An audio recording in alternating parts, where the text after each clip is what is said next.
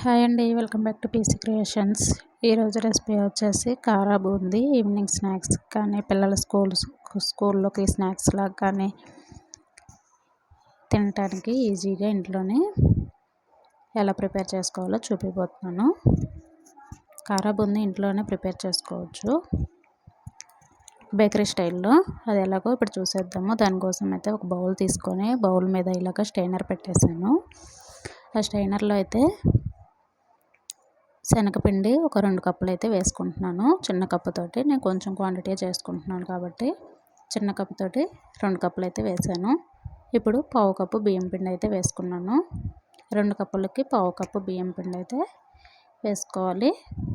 అలాగే కొంచెం సాల్ట్ ఎలాగో పైన వేసుకుంటాం కాబట్టి కొంచెమే వేసుకుంటున్నాను. ఇప్పుడు మొత్తం బూందీ రెడీ అయిన తర్వాత వేసుకుంటాం కదా, అందుకని చెప్పేసి ఇప్పుడు కొద్దిగా వేసుకుంటున్నాను. సాల్ట్ తర్వాత కొంచెం వంట సోడా వేసుకుంటున్నాను. ఇప్పుడు దీన్ని మొత్తం ఒకసారి మిక్స్ చేసేసుకొని ఇక్కడ స్టైనర్లో స్పూన్ తోటి అటు ఇటు తిప్పామనుకో కిందకైతే స్టెయిన్ అయిపోతుంది. ఏమైనా డస్ట్ ఏమైనా ఉన్నా పురుగులు అలా ఉంటాయి కదా శనగపిండిలో, ఒక్కొక్కసారి అవంతా పోయి పిండి అనేది మెత్తగా వస్తుందన్నమాట. చూసారు కదా, పిండి కూడా బాగా కలుస్తుంది ఇలా చేసామనుకో. ఉప్పు, బియ్యం పిండి ఇవన్నీ ఉంటాయి కదా, అవి కూడా నీట్గా కలుస్తాయి అన్నమాట అలా చేస్తే. ఇక్కడ చూడండి, మొత్తం స్టెయిన్ చేసుకున్న తర్వాత కొంచెం కొంచెం వాటర్ అయితే యాడ్ చేసుకుంటూ ఒకేసారి పోసేయకుండా కొంచెం కొంచెం యాడ్ చేసుకోవాలి. ఇలాగా స్పూన్ తోటి కలుపుకుంటూ ఇక్కడ చూడండి వీడియోలో చూపించిన విధంగా కొంచెం కొంచెం వాటర్ యాడ్ చేసుకుంటూ ఇలాగా స్పూన్ తోటి అయితే కలుపుకోవాలి. ఒకేసారి పోసేసామనుకో వాటర్ ఎక్కువైపోతుంది. అలా కాకుండా కొంచెం కొంచెం చూసుకుంటూ యాడ్ చేసుకోవాలి.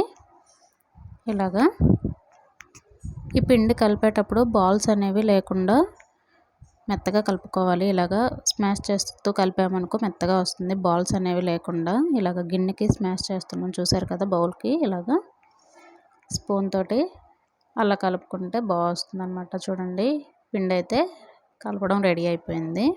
పిండి ఇలా ఉంటే సరిపోతుంది కరెక్ట్గా.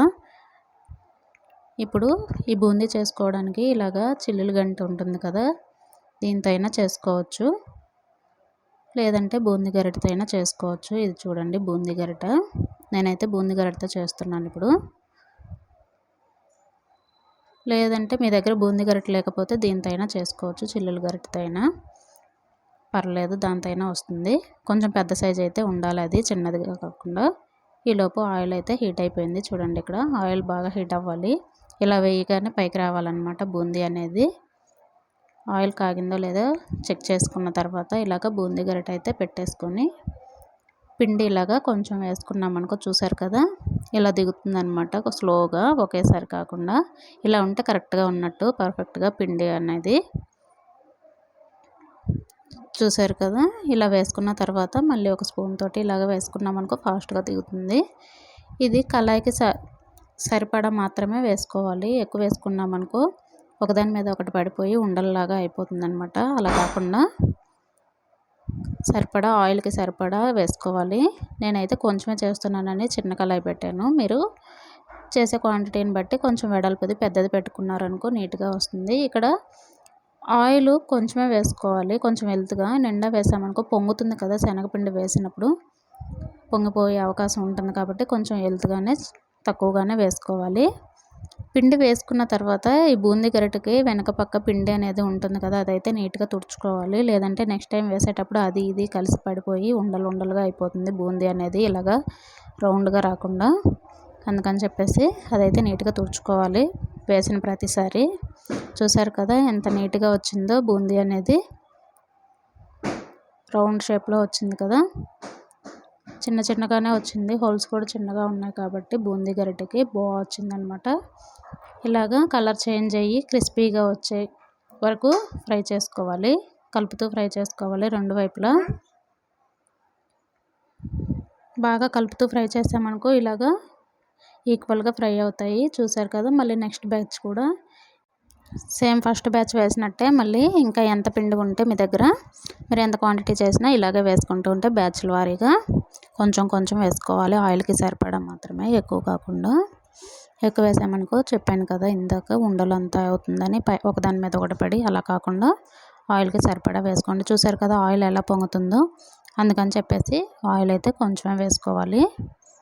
కొంచెం వెడల్పుది అయితే తీసుకుంటే బాగుంటుంది. నేను కొంచెమే చేస్తున్నాను కాబట్టి చిన్నదే తీసుకున్నాను. నాకు ఇది సరిపోయింది పర్ఫెక్ట్గా. మీరు చేసేదాన్ని బట్టి, మీకు కుదిరేదాన్ని బట్టి తీసుకోండి. చూసారు కదా క్రిస్పీగా వచ్చాయి. ఇలా ఉంటే సరిపోతుంది. ఇంకా మొత్తం అంతా బూందీ అయితే రెడీ అయిపోయింది. పిండి మొత్తం అయితే వేసేసాను. చూసారు కదా కలర్ కూడా ఈ కలర్ ఉంటే పర్ఫెక్ట్గా ఉంటుంది. ఒకవేళ ఫ్రై అవ్వలేదు అనిపించింది అనుకోండి, బయటకు తీసిన తర్వాత మళ్ళీ వేసి తీసుకోవచ్చు, పర్లేదు. ఆయిల్ కూడా తీసుకోలేదన్నమాట, అంటే ఆయిల్ కూడా లాగలేదు. బూందీ మొత్తం రెడీ చేసి పక్కన పెట్టిన తర్వాత ఇప్పుడు అదే ఆయిల్లో పల్లీలు అయితే ఒక పావు కప్పు తీసుకున్నాను. ఇలాగ ఫ్రై చేసుకోవాలి, కలర్ చేంజ్ అయ్యే వరకు. చూసారు కదా ఇలా ఫ్రై అయితే సరిపోతుంది. ఇప్పుడు వీటిని కూడా దీంట్లో యాడ్ చేసుకోవాలి. ఇప్పుడు నెక్స్ట్ మళ్ళీ అదే ఆయిల్లో పుట్నాలు అయితే తీసుకుంటున్నాను. పుట్నాలు ఆప్షన్స్ అన్నమాట, వేసుకుంటే వేసుకోవచ్చు, లేకపోతే లేదు.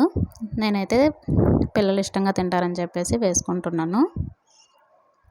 చూడండి వీటిని కూడా సేమ్ ఇలాగే ఫ్రై చేసుకుంటే సరిపోతుంది. ఇలాగా చేసుకున్నామనుకో ఆయిల్లో మాడిపోకుండా, ఆయిల్లో జారిపోకుండా కూడా ఉంటాయన్నమాట.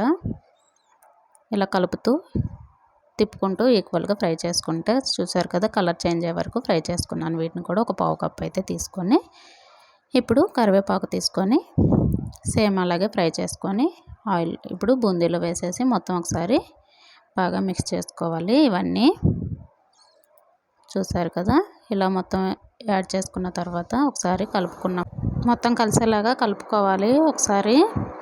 ఇలాగా చూసారు కదా ఇలాగా కలిపేసి ఒక పక్కన పెట్టేసుకొని దీన్ని ఇప్పుడు దీంట్లోకి కారం అయితే ప్రిపేర్ చేసుకుందాము.